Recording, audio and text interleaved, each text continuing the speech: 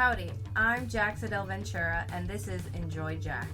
On today's episode, we will be discussing how to make a thoughtful but easy homemade card for your friend or loved one. Then we are going to take it up a notch. Stay tuned to find out.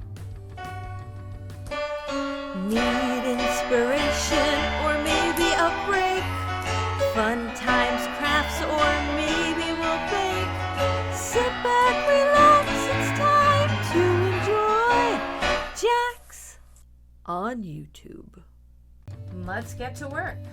I love making cards, but anyone can buy a card from a drugstore. Only the craftiest make their own card. Not to mention, it's cheaper. I will give you plenty of techniques to make easy homemade cards, even if you're not crafty. Why is this better? Well, a homemade card really stands out. Look at my friend Marissa's daughter's second birthday card book. Immediately, my card stands out because it's homemade. When I get a homemade card, I realize the extra effort the sender put into the card. Don't you want to make your friends feel special? We all have those events on our calendar. A friend's graduation, a divorce, a birthday, or whatever the occasion. We know we can get ahead of the game with our own homemade cards. What you will need for today's craft is paper, glue or tape, markers, paint, pencils, crayons, or any form of art. You're just going to need things that make markings. I like to start off with blank cards. You can buy them at the craft store and they can come in bulk. These are $50 to a package and they cost me $4 originally, which makes each card about 8 cents, not including when you make a mistake and you just start over with another card. And I have them in cream, black, and white. If you don't have packs like those, don't worry. You can use any piece of paper, okay? If you have a piece of paper that is a little more stocky, like a cardstock or construction paper, that would also be an acceptable base for your card. You will need a scissor, glue or tape or glue dots. Just make sure you get glue dots that are big enough for you to see. The ones I'm using here are minuscule and it's really hard to see them. And any form, as I mentioned before, of ink or paint.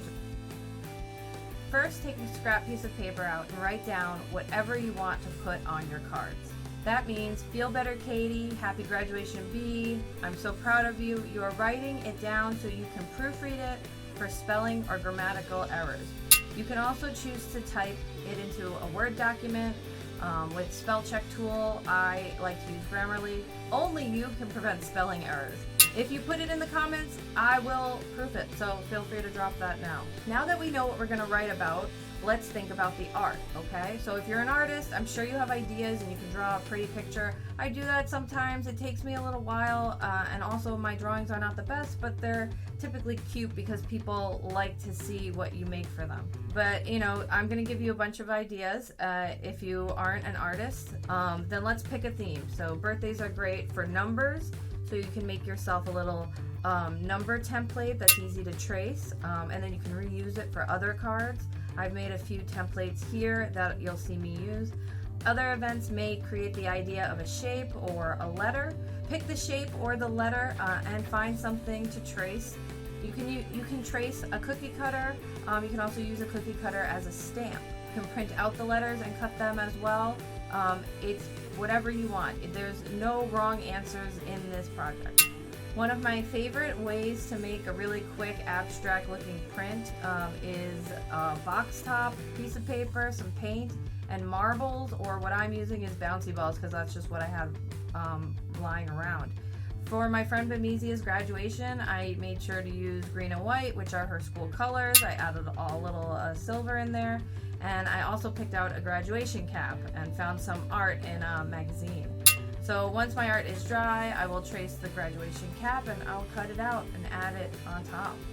No matter what the medium, get creative, experiment, and make more than one. Even if you make a mistake, you can save it and you can salvage it probably. You can see here, I was trying to write Feel Better Katie. I didn't have enough room for the Katie, so I started over with the Katie first and then added Feel Better. But I still have this Feel Better card that I can use in the future, and that's great.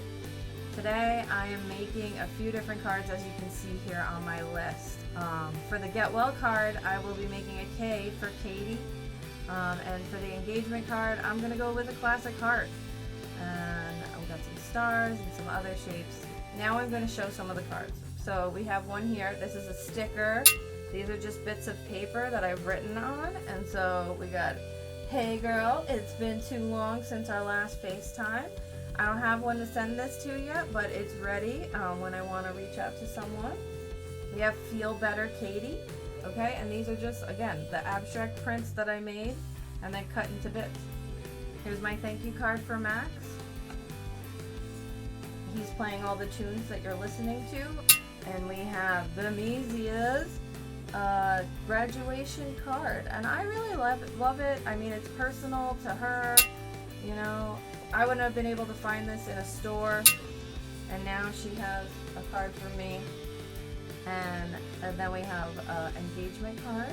Again, these are just bits of paper that have been glued on, but I wrote stuff on them. And then, I'm so happy. Put the stars inside because it just looks so good.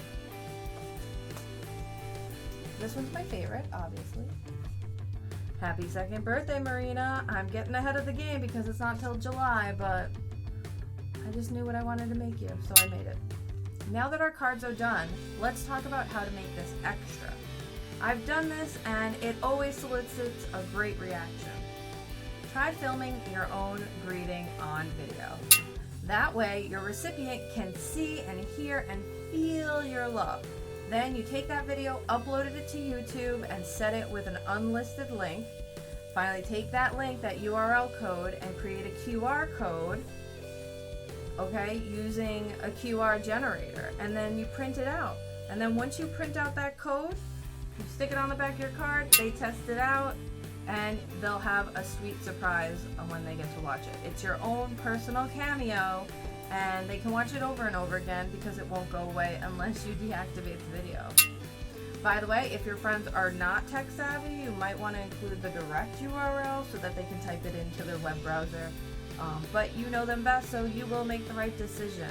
Okay, this is a way of really elevating your card to the next level. All that's left is to mail your card or give it to your friend. That's it for today's episode. Be sure to give me a like or subscribe.